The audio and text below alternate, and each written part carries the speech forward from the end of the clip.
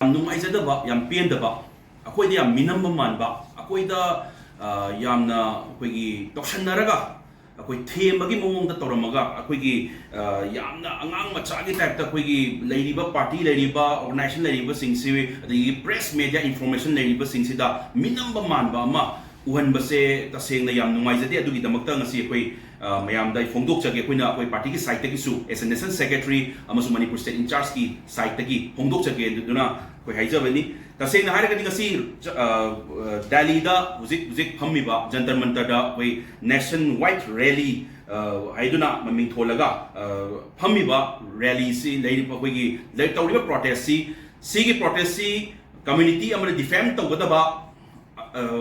protest ni si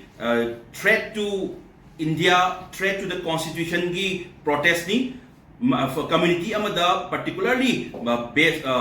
defame taunaba protest ni haibase akoi mamangdagi si leibak irang thoktanaba akoi gi santi leidaba gi damakta akoi gi just peaceful akoi community amata community amagi michangda nattabida akoi gi community amada defame tawdore ko sidi aranba poni ko sidi constitution gi bound su yadaba poni ko haiduna akoi gi party gi side gi su aduga topa organization gi side gi su tabire aduga akoi gi Republican Party of India to gi side gi su akoi na Commissioner of Police Sansad Mark Connaught Place New Delhi da akoigi Manipur State General Secretary Organization tauraga akoigi state thajagre thaba sida kumai to ge habe matamda akoina thaba matam sin ngarang ai isam on ai personally akoigi ADGP office ta phone da matamda aduda pare ba koi ADGP office ta gi I want the reply bibi rakta sir akoigi si protest se tauraroi reject taukrabani akoi moi permission lakpado reject taukrabani ai akoi si permission se pizararoi pidre haibagi akoi I want the verbally ai gi phone da ai bire edu taraga dinang reject tawgibagi makoi gi letter ai on tharo ona akoi ADGP office ta koi gi Sunset Mart Parliament Street ki police station da aina wari sanazaba matamda mahakna reject tawkre sigi rally sigi protest si ngasi numisida phamaroi haibagi mana akoi da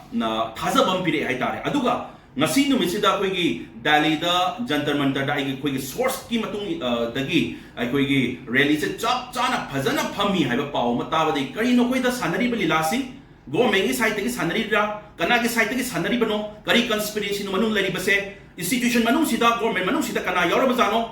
akoigi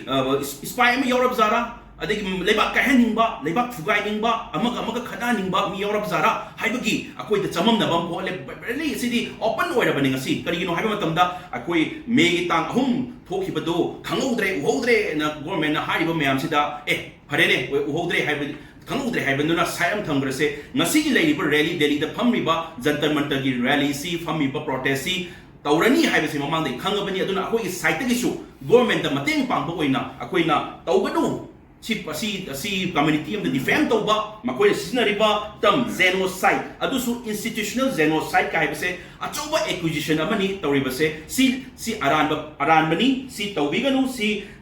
haiba matamda sarkar amada institutional genocide ne paliba sarkar sidabu haiba matamda sarkar masana tumin leri se karigi no haiba question du level hari se why sarkar institutional genocide on one particular community in hari baneba adugi damakta jantar mantar da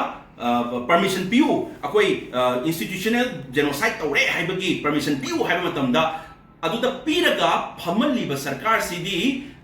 karamba sarkar no like akoi masana yazarabra akoi na si tauri si yare hairabra haibagi question nama laktore aduna suk lanba port all India gi na akoi capital sida all in New Delhi da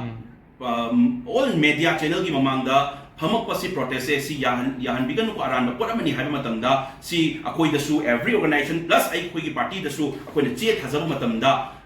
reply bibir aga ai personally verbally voice na matamda tawdre reject tawkre hairaga adusu ADGP office masadagi hairaga ngasi akoi gi jantar mantar da ngasi phamne ramase taseng ngasi sida takpadi manung da kainom leire conspiracy leire kanano manabam yaure sidi taseng na harba amaga khana haliba manu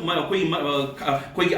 ngasi gi siri misi mina siri ba sida institution marakta gi mi yaura bra haibagi chingnabam su leibagi pot amala padom tawre kai gi no haima tamda akoi da ngasi tawraroi haisala maga tawhan bagi posidi kana ba silino kaido koi gi kari dawagi kai haito mi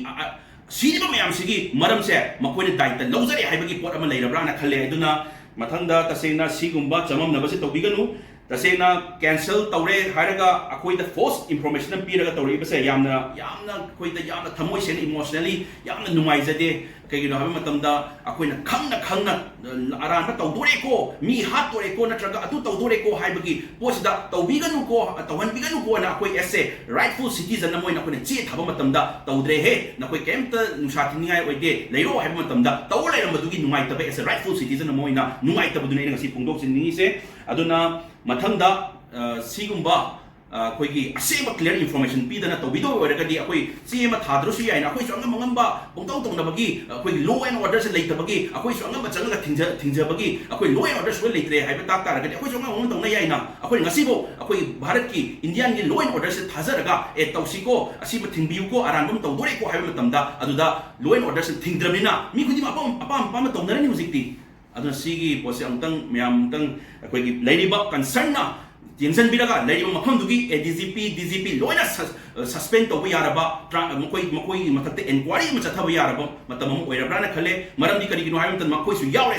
सिगी सिन्नबा protest सिन्नबा होनबदा community म defame तौनबा होनबदा लालों सिलपसिदा मकोई सु यावरे हाइबसे यारब्राना खले आई वकल ददुना तसेना कोई सिगी enquiry committee में याम थुना